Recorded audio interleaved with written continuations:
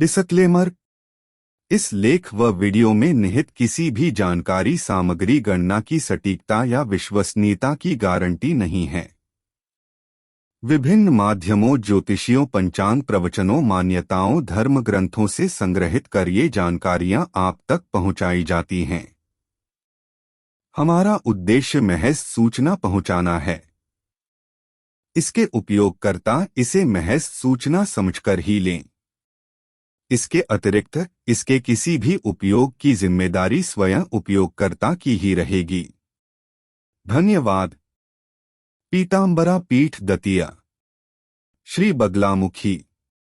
पीतांबरा पीठ दतिया जिला मध्य प्रदेश में स्थित है। यह देश के लोकप्रिय शक्तिपीठों में से एक है।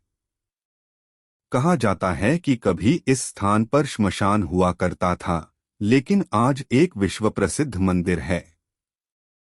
स्थानीय लोगों की मान्यता है कि मुकदमे आदि के सिलसिले में मां पीतांबरा का अनुष्ठान सफलता दिलाने वाला होता है। पीतांबरा पीठ के प्रांगण में ही मां धूमावती देवी का मंदिर है, जो भारत में भगवती धूमावती का एकमात्र मंदिर है। स्थापना। मध्य प्रदेश के दतिया शहर में प्रवेश करते ही पीतांबरा पीठ है। यहाँ पहले कभी श्मशान हुआ करता था, आज विश्व प्रसिद्ध मंदिर है। पीतांबरा पीठ की स्थापना एक सिद्ध संत, जिन्हें लोग स्वामी जी महाराज कहकर पुकारते थे, ने 1935 में की थी। श्री स्वामी महाराज ने बचपन से ही संन्यास ग्रहण कर लिया था।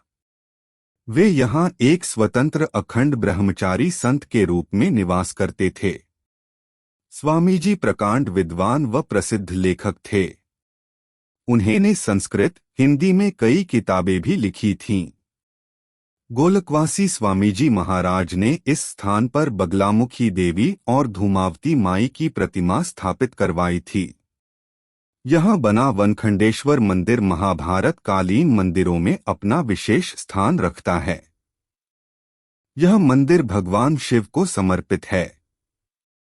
इसके अलावा इस मंदिर परिसर में अन्य बहुत से मंदिर भी बने हुए हैं। देश के विभिन्न हिस्सों से श्रद्धालुओं का यहाँ आना जाना लगा रहता है। प्रतिमा। पीतांबरा देवी की मूर्ति के हाथों में मुद्गर, पाश, वज्र एवं शत्रुजिह्वा है। यह शत्रुओं की जीभ को कीलित कर देती हैं। मुकदमे आदि में इनका अनुष्ठान सफलता प्राप्त करने वाला माना जाता है। इनकी आराधना करने से साधक को विजय प्राप्त होती है। शत्रु पूरी तरह पराजित हो जाते हैं। यहाँ के पंडित तो यहाँ तक कहते हैं कि जो राज्य आतंकवाद व नक्सलवाद से प्रभावित हैं, वह मां पीतांबरा की साधना व अनुष्ठान कराए तो उन्हें इस समस्या से निजात मिल सकती है। धूमावती मंदिर। पीतांबरा पीठ के प्रांगण में ही मां भगवती धूमावती देवी का देश का एकमात्र मंदिर है। ऐसा कहा जाता है कि मंदिर परिसर में मां धूमावती की स्थापना न करने के लिए अनेक विद्वानों ने स्वामी जी महाराज को मना किया था। तब स्वामी जी ने कहा कि मां का भयंकर रूप तो दुष्टों के लिए है, भक्तों के प्रति ये अति दयालु हैं। समूचे विश्व में धूमावती माता का यह एकमात्र मंदिर है। जब मां पीतांबरा पीठ में मां धूमावती की स्थापना हुई थी, उसी दिन स्वामी महाराज ने अपने ब्रह्मलीन होने की तैयारी शुरू कर दी थी। ठीक 1 वर्ष बाद मां धूमावती जयंती के दिन स्वामी महाराज ब्रह्मलीन हो गए। मां धूमावती की आरती सुबह शाम होती है, लेकिन भक्तों के लिए धूमावती का मंदिर शनिवार को सुबह शाम 2 घंटे के लिए खुलता है। मां धूमावती को नमकीन पकवान जैसे मंगोड़े, कचौड़ी व समोसे आदि का भोग लगाया जाता है। ऐतिहासिक सत्य। मां पीतांबरा बगलामुखी का स्वरूप रक्षात्मक है। पीतांबरा पीठ मंदिर के साथ एक ऐतिहासिक सत्य भी जुड़ा हुआ है। सन 1962 में चीन ने भारत पर हमला कर दिया था। उस समय देश के प्रधानमंत्री पंडित जवाहरलाल नेहरू थे। भारत के मित्र देशों रूस तथा मिस्र ने भी सहयोग देने से मना कर दिया था। तभी किसी योगी ने पंडित जवाहरलाल नेहरू से स्वामी महाराज से मिलने को कहा। उस समय नेहरू दतिया आए और स्वामी जी से मिले। स्वामी महाराज ने राष्ट्रहित में एक यज्ञ करने की बात कही। यज्ञ में सिद्ध पंडितों, तांत्रिकों व प्रधानमंत्री जवाहरलाल नेहरू को यज्ञ का यजमान बनाकर यज्ञ प्रारंभ किया गया। यज्ञ के 9वें दिन जब यज्ञ का समापन होने वाला था तथा पूर्णाहुति डाली जा रही थी, उसी समय संयुक्त राष्ट्र संघ का नेहरू जी को संदेश मिला कि चीन ने आक्रमण रोक दिया है। मंदिर प्रांगण में वह यज्ञशाला आज भी बनी हुई है। श्री बगलामुखी महिमा राज शिवम माता श्री बगलामुखी का एक प्रसिद्ध नाम श्री पीतांबरा भी है। यह त्रिपुर सुंदरी शक्ति श्री विष्णु की आराधना से ही माता बगला के रूप में प्रकट हुई। यह वैष्णवी शक्ति हैं। यह शिव मृत्युंजय की शक्ति कहलाती हैं। यह सिद्ध विद्या श्रीकुल की ब्रह्मा विद्या हैं। 10 महाविद्या में आद्या महाकाली ही प्रथम उपास्य हैं। इनकी कृपा हो तो साधना में शीघ्र लाभ प्राप्त होता है। इनकी साधना वाम या दक्षिण मार्ग से किया जाता है, परंतु बगला शक्ति विशेषकर दक्षिण मार्ग से ही उपास्य हैं। श्री बगला पराशक्ति की साधना अति गोपनीयता के साथ की जाती है।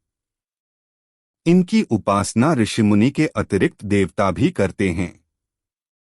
जनमानस के हेतु इनकी साधना सुलभ बनाने के लिए साक्षात शिव को श्री स्वामी के रूप में मानव शरीर धारण कर दतिया, मध्य प्रदेश में श्री पीतांबरा पीठ की स्थापना करनी पड़ी।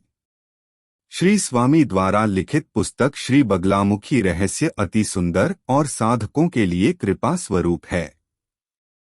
श्री बगलामुखी के साधक को गंभीर एवं निडर होने के साथ साथ शुद्ध एवं सरल चित्त का होना चाहिए।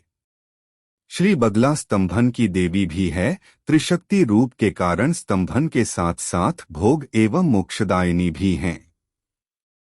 बगलामुखी की साधना बिना गुरु के भूल कर भी नहीं करनी चाहिए, अन्यथा थोड़ी सी भी चूक से साधक के समक्ष गंभीर संकट उपस्थित हो जाता है।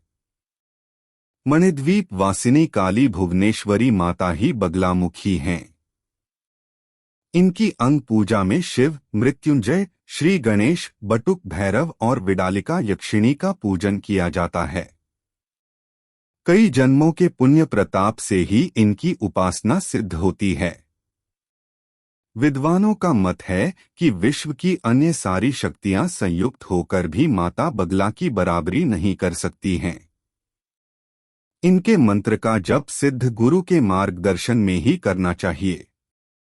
इनके मंत्र के जप से अनेक प्रकार की चमत्कारिक अनुभूतियां होने लगती हैं। अलग अलग कामनाओं की सिद्धि हेतु जप के लिए हरिद्रा, पीले हकीक या कमलगट्टे की माला का प्रयोग करना चाहिए। देवी को चंपा, गुलाब, कनेल और कमल के फूल विशेष प्रिय हैं। इनकी साधना किसी शिव मंदिर या माता मंदिर में अथवा किसी पर्वत पर या पवित्र जलाशय के पास गुरु के सानिध्य में विशेष सिद्धिप्रद होता है। वैसे घर में भी किसी एकांत स्थान पर दैनिक उपासना की जा सकती है। श्री बगला के एकाक्षरी, त्रयाक्षरी, चतुराक्षरी, पंचाक्षरी, अष्टाक्षरी, नवाक्षरी, एकादशाक्षरी और षट्त्रिंशदाक्षरी मंत्र विशेष सिद्धिदायक हैं। सभी मंत्रों का विनियोग, न्यास और ध्यान अलग अलग हैं। इनके अतिरिक्त 80, 100, 126 अक्षरों मंत्रों के साथ 514 अक्षरों के बगलामाला मंत्र की भी विशेष महिमा है। 666 अक्षर का ब्रह्मास्त्र माला मंत्र भी है। इसके अलावा और भी अनेकानेक मंत्र हैं, जिनका उल्लेख सांख्यायन तंत्र में मिलता है। मनोकामना की सिद्धि के लिए बगला स्तोत्र, कवच और बगलास्त्र का गोपनीय पाठ भी किया जाता है।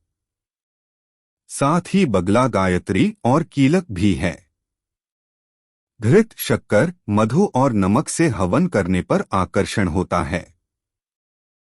शहद, शक्कर मिश्रित दूर्वा, गुरुच और धान के लावा से हवन करने पर रोगों से मुक्ति मिलती है।